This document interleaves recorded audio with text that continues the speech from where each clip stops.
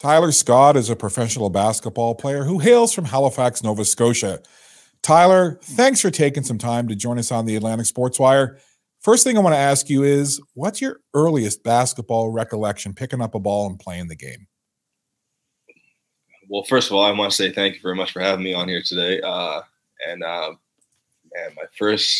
My earliest basketball recollection, I would have to say, would honestly just be out in like the front yard playing with a couple of my good friends growing up, probably around the age of like 4 or 5, just out there having some fun, probably catching some old films from my uncles or one of his friends or whatever, and just wanting to go out there and imitate and be like, it was probably Kobe or Iverson, whoever back then, probably T-Mac, one of those guys, and just out there having fun with it and just building off that. So great experiences and great memories.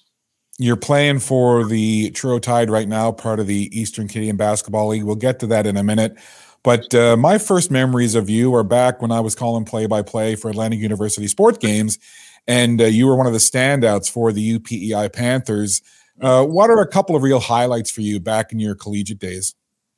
Man, great question. It's been some time since I've been at UPEI. So honestly, just like, I want to say after that year, being at Acadia for my first 2 years and having that year off, and then going to UPEI after having that year off, just being on the court with the guys, similar to a situation now after the pandemic, after not playing for a little bit, just being back with the camaraderie of the team and just the team bonding, the practices, the training camps, all that. I'd say was probably the best memory from just being in college, was just after that time off, just getting back to it and being around the guys again. And you're no stranger to basketball fans in this region, certainly in Nova Scotia and Halifax, having played for the Halifax Hurricanes professionally in the National Basketball League of Canada. What was it like playing in front of your hometown fans when you were letting it fly for Halifax? Well, coming from playing in the for PEI and for the Island Storm for the first 2 years, and then coming back home and playing for Halifax, it was a little nerve-wracking.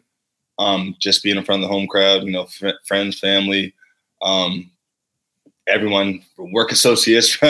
Just seems like everyone from around Halifax was going to the games at that time. So it was a little nerve-wracking, but at the same time, I feel like that's everyone's childhood dream. If they're playing sports or whatever they're doing, just to be able to perform that task in front of their hometown. Again, it was nerve-wracking, but it was something I've always dreamed of, and it was amazing. Halifax and Nova Scotia have a reputation as being a hotbed for basketball talent. From your perspective, why do you think that is? Again, great question. I just want to say it's just, we've always been a great basketball community and a great basketball city and province in itself. But I just want to say, with the exposure we've been gaining over the past 10 years, I want to say it's just building the confidence within ourselves to see that we're able to do it now. To make it to the greatest in the highest stage, with you see Nate Dowling and Lindell Wigington setting the tone and setting the stage for everyone that's coming up now. I think it just gives everyone the vision that shows that you can do it. It doesn't matter where you are in the world, it shows that whatever your dreams are, if you want to work hard, that you can achieve them. Yeah, well said. And you mentioned, having time off for the pandemic. You're now playing for the Truro Tide in the game. We're going to get to that in just a sec. But when I was looking up some mixtapes and highlight reels for Tyler Scott, I saw some footage from a recent summer league. What can you tell us about that? Honestly, it's called the RGT League. Recently renamed, I think it's the 902 Men's League. It was just a men's league, started here with Daniel Judd, a local guy within the community. He just started a men's league for us. Just seeing guys probably getting tired of us asking him for gym time, and he just started a men's league with probably some of the top guys around here. 3 divisions. It goes from the summer throughout the spring and the winter, and throughout the fall as well. So I'd say it's probably kept me in shape, somewhat of game shape, and I've been extremely appreciative of it, just because it's kept me in shape and it's kept me in the gym throughout the pandemic and through these years without playing professional basketball. Kept you in shape, got you ready for the Truro Tide. You are playing for the Truro Tide. This team has been a juggernaut in the early part of the season, undefeated currently. What's been your experience so far playing for the Tide and playing with the teammates that you've got? It's been great. Like I said, previous to what I stated earlier, just being around the guys again and kind of just joking, you know what I mean? Just being I've been playing basketball for, it seems like, forever now. So to have that time off and not being playing basketball and not being around a team and having that team dynamic was somewhat of an adjustment for myself. But to get back to it, it's just like riding a bike. It feels like it's, you know, just comforting and it's soothing, to be honest. It's just like therapy for me to be playing basketball again. So to be around some new teammates and to be finally teaming up with my guy, Tyrone Watson, it's great. And of the times that I've covered you playing and called play-by-play for games you've been in, whether it's at university, at the pro level, for me, you've always been a guy that's very comfortable wanting the ball in your hands in a big moment to take a big shot, especially from range. Why are you that way? Again, I'd say probably just from practice, like just practicing those shots continuously throughout my life and just all the hard work and practice I've always put in since I've been playing since I was younger. Just with anything, you know, if you put the work and you put the time in, I feel like that's where the confidence is instilled within you. And just the love of the game. You know, you're going to win some, you're going to lose some, you're going to make some shots, you're going to miss some shots, but you never know until you try and you're willing to put yourself out there. So I feel like that's where it comes from. Anyone that watches the Atlantic Sports Wire and watches or listens to the interviews I do with athletes, they'll know that I always like to know about food, what an athlete likes for their game day meal or what foods they like. So I'm going to go down that path with you. You ready, Tyler? We'll go down the rabbit hole. All right. So game day, what is your game day meal? What do you like to eat to kind of make you feel comfortable and get you ready? Me being somewhat of a thin guy, I try to pack on the pounds before a game. I know that sounds crazy, but I'm big on pastas. I'm just packing the carbs on and trying to get some fruit, trying to get as much water and staying, as you see, just trying to stay as hydrated as you can throughout the game. But again, it's tough. If it's not some pasta, it's probably just going to end up being some fruit of some sort. Now, you're a Halifax guy. What would be your go-to Halifax cuisine? We know that the donair is the official food, so to speak, but there's a lot of other stuff too.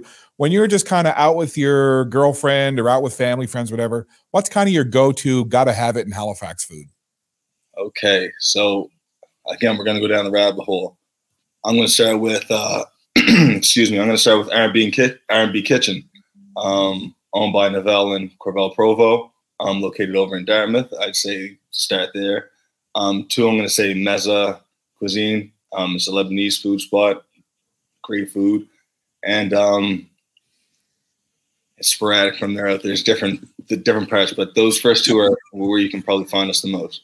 Let's talk a little bit about that first one that you said. What's it called again, and what kind of food is it? It's R&B Kitchen. It's just a variation of foods, mostly just like Caribbean cuisine, just different meals. You can just your jerk chicken, your rasta pasta. They have your different meals of the day, specials on some days throughout the weekend. So I definitely recommend to anyone who's never tried it, and whoever has tried it before, they'd probably co-sign that as well. I'm going to go over there and I'm going to say, hey, Tyler Scott sent me. So you'll be back. I love spicy. I love Jamaican food. Something else I want to ask you, food related as well. It's been fun talking to some of your teammates from the US about their experience with donair. What's it been like? What's it been like being around some of your teammates as they've tried donair and seeing their reaction to it? To be honest, I haven't heard that been brought up as of yet. But when I get to practice later this evening, I'll definitely bring that topic up.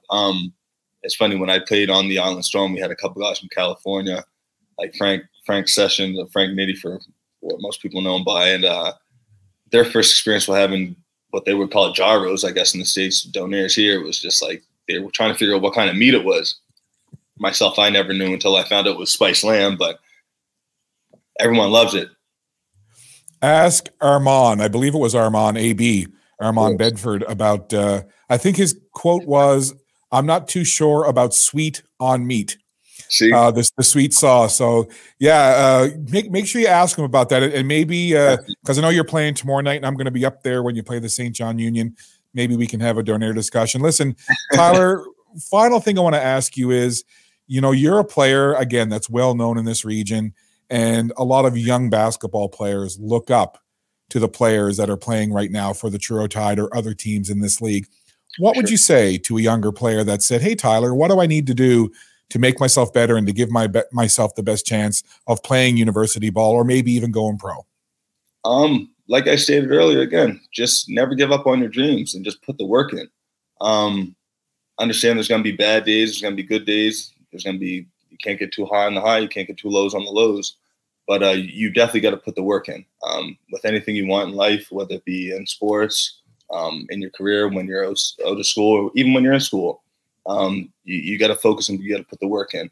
But I definitely say with that work, anything is achievable for sure.